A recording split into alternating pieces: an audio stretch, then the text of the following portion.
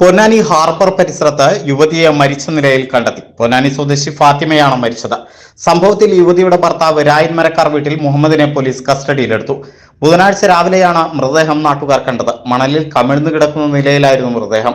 മുകളിലായി മണൽ വാരിയിട്ടിട്ടുണ്ടായിരുന്നു. മൃതദേഹം നായ കടിക്കുന്ന നിലയിലാണ് നാട്ടുകാർ കണ്ടത്. തുടർന്ന് നാട്ടുകാർ വിവരം പോലീസിനെ അറിയിക്കുകയായിരുന്നു. യുവതിയും ഭർത്താവും ഒന്നിച്ചാണ് ഇന്നലെ ബീച്ചിലേക്ക് പോയത്. പൊന്നാനി പുനർഗേഹത്തിലെ താമസക്കാരാണ് ഇവർ. ഫ്ളാറ്റിനോട് ചേർന്ന് മീറ്ററുകൾക്കകലെയാണ് മൃതദേഹം കണ്ടെത്തിയത്. ഫാത്തിമയെ രാവിലെ മുതൽ കാണാതായിരുന്നുവെന്ന് ബന്ധുക്കൾ പറഞ്ഞു. ഫാത്തിമയെ കഴുത്തിൽ ഷാൾ മുറുക്കി കൊലപ്പെടുത്തുകയായിരുന്നുവെന്ന് മുഹമ്മദ് പോലീസിനോട് സമ്മതിച്ചു.